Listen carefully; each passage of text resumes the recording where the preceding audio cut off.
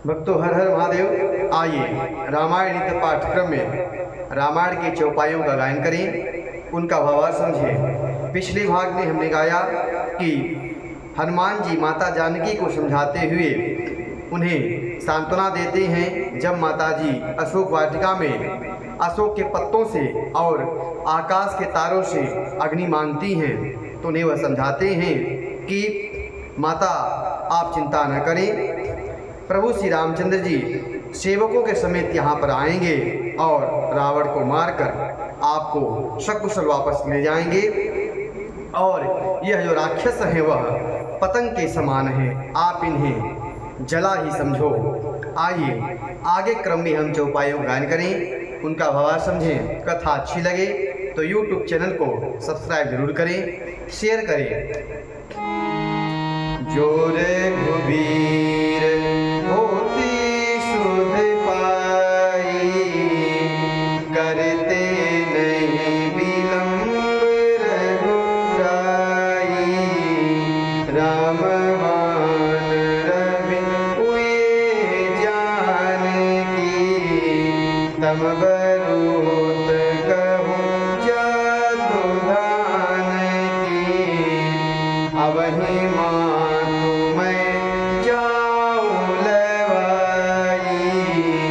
प्रभु आय सुनहि राम दोहाई। कछुक दिवस जननी धरु धीरा, कपिन सहित आई रघुबीरा। कपिन सहित आई रघुबीरा। आगे हनुमान जी कहते हैं माता जानकी से कि श्री रामचंद्र जी ने यदि आपकी खबर पाई होती तो वह विलंब न करते। हे जानकी जी, राम बाण रूपी सूर्य के उदय होने पर राक्षसों के सेना रूपी अंधकार कहाँ रह जाता है। हे माता, मैं आपकी अभी यहाँ से लिवा जाऊँ, पर प्रभु श्री रामचंद्र जी के शपथ है कि मुझे प्रभु श्री रामचंद्र ने ये आज्ञा नहीं दी है। हे माता, कुछ दिन धीरज रखो, श्री रामचंद्र जी वानरों सहित यहाँ आएंगे और निश्चर मारी तो ही लई जय हैं।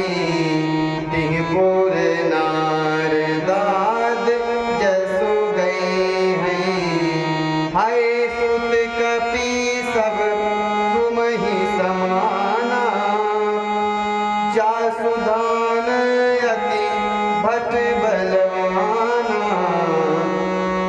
मोरे हृदय परम संदेहा, सुनि कपि प्रगट कीन निज देहा।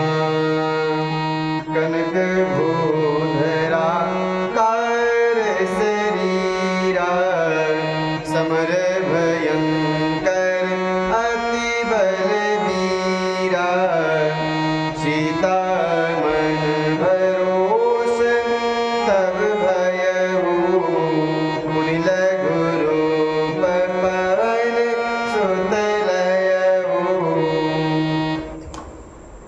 हनुमान जी कहते हैं और राक्षसों को मारकर आपको ले जाएंगे। नारद आदि जो ऋषि मुनि हैं वह प्रभु का तीनों लोकों में यश का गायन करेंगे। सीता जी ने कहा, हे पुत्र, सब वानर तुम्हारे ही समान हैं, छोटे छोटे से। राक्षस तो बड़े विशालकाय और बड़े बलवान योद्धा हैं। मोरे हृदय में यह बड़ा संदेह है कि राक्षसों से छोटे छोटे बांदरों के साथ प्रभु कैसे विजय प्राप्त करेंगे। यह सुनकर हनुमान जी ने अपना बड़ा स्वरूप प्रकट किया और सोने के पर्वत के समान आकार धारण किया और जो युद्ध में शत्रुओं के हृदय में भय उत्पन्न करने वाला अत्यंत बलवान और वीर स्वरूप था हनुमान जी का। तब उसे देखकर माता जानकी के मन में कुछ विश्वास हुआ, भरोसा हुआ। उसके बाद हनुमान जी ने पुनः अपना छोटा स्वरूप धारण किया। आगे हनुमान जी माता जानकी से क्या कहते हैं, सुन माता सा खा मृग, नहीं बलि बूद्धि विशाल रामा। प्रभु प्रताप ते गरुड़ ही, खाई परम लघु ब्याल रामा। हे माता सुनो, बानरों में बल बुद्धि नहीं होती, परंतु प्रभु के प्रताप से एक छोटा सा सांप का बच्चा गरुड़ को भी खा सकता है और प्रभु की कृपा से निर्बल भी बलवान बन सकता है। आगे मन संतोष सुनत कपिवानी, भक्ति प्रताप तेज बल सानी। आशीष दीन राम प्रिय जाना, ओहु तात बल शील निधाना। अजर अमर गुण निधि सुत हो, करहु बहुत रघु नायक छो। करहु बहुत रघु नायक छो, करहु कृपा प्रभु अस सुनि काना। निर्भर प्रेम मगन हनुमाना। भक्ति प्रताप और तेज और बल से सनी हुई हनुमान जी की वाणी सुनकर माता जानकी के हृदय में काफी संतोष हुआ और उन्होंने राम जी का प्रिय जानकर हनुमान जी को आशीर्वाद दिया कि हे तात, तुम बल और शील के निधान हो जाओ। हे पुत्र, तुम अजर हो जाओ, अमर हो जाओ और गुण के खजाने हो। श्री रघुनाथ जी तुम पर बहुत कृपा करें, प्रभु कृपा करें। ऐसा कानों में सुनते ही हनुमान जी पूर्ण रूप से प्रेम में मग्न हो गए। बारे बारे नायसी पति सीसा, बोला बचन जोड़ी कर कीसा। अवकृत कृत्य भयं मैं माता, आशीष तब अमोघ विख्याता।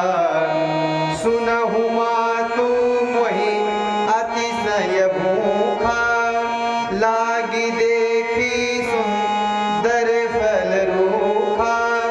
लागी देखी सुंदर फल रूखा, सुन सुत करहि विपिन रखवारी।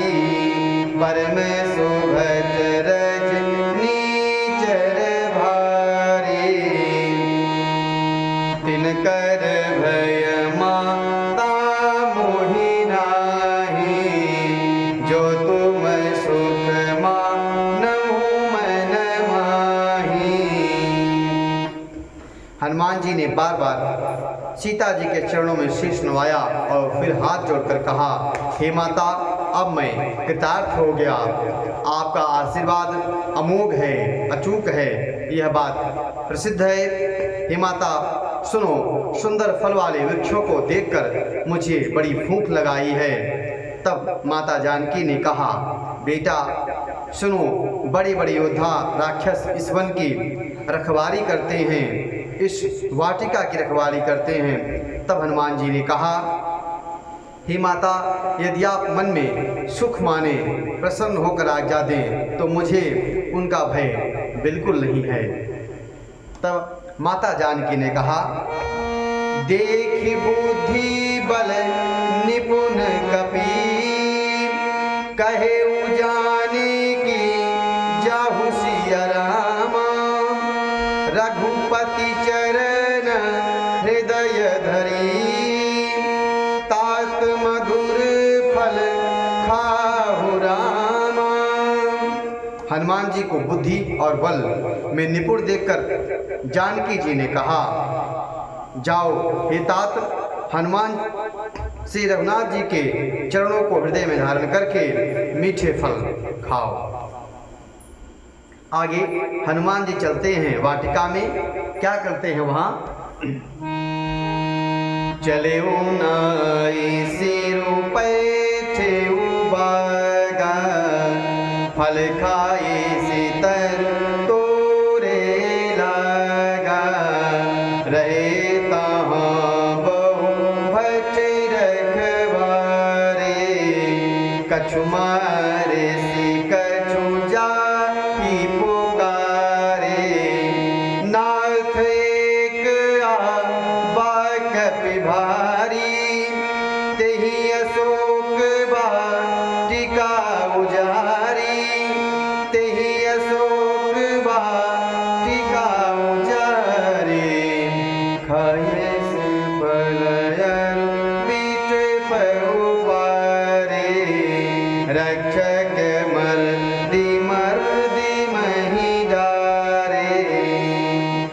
वे सीता जी को सिर नवाकर चले और बगीचे में घुस गए, फल खाए और वृक्षों को तोड़ने लगे। वहाँ बहुत से योद्धा वाटिका की जो रखवाली कर रहे थे, उनमें से कुछ को मार डाला और कुछ ने जाकर रावण के यहाँ पुकार की और कहा, हे नाथ, एक बड़ा भारी बंदर आया है, उसने अशोक वाटिका उजाड़ डाली, फल खाए, वृक्षों को उखाड़ डाला और अखबारों को मसर मसर कर जमीन पर डाल दिया। रावण ने जब यह सुना, सुनि रावण पठ ए भट नाना, तिनहि देखि गर ज्यों हनुमाना, सब रजनी चर कपि संहारे, गए पुकारत कछु अधमारे, पुनि पठए तेहि अक्षय कुमारा, चला संग लय सुभट अपारा, आवत देखि बिटप गहि तर जाय, ताहि ने पाति महाधुनि गर जाय। जब रावण ने यह सुना कि बहुत सारे योद्धा मारे गए, तो रावण ने और उनसे बलवान योद्धा भेजे। उन्हें देखकर हनुमान जी ने गर्जना की और हनुमान जी सब राक्षसों को मार डाला। कुछ जो हमारे बचे वह चिल्लाते हुए जाकर रावण के पास पहुँचे और कहा, बताया। फिर रावण ने अपने बेटे अक्षुमार को भेजा। वह असंख्य श्रेष्ठ योद्धा लेकर अपने साथ चला। उसे आते ही हनुमान जी ने एक वृक्ष हाथ लेकर ललकारा और उठाकर उसके ऊपर दे मारा और अक्षय कुमार का वध हो गया। कछु मारे सी कछु मर देसी, कछु मिले सी धरी धूरी रामा, कछु पुनि जाई पुकारे, प्रभु मर कट बल भूरि रामा। उन्होंने सेना में कुछ को मार डाला, कुछ को मसल डाला और कुछ को पकड़ पकड़ कर धूल में मिला डाला। कुछ फिर जाकर पुकार की कि हे प्रभु, बंदर बहुत ही बलवान है। आज की कथा में इतना ही। अगले भाग में हम आगे की चौपाइयों का गायन करेंगे, जिसमें रावण अपने सबसे प्रिय पुत्र मेघनाद को हनुमान जी को बांधने के लिए भेजता है। आज की कथा यहीं तक। हर हर महादेव। सादर श्री राम।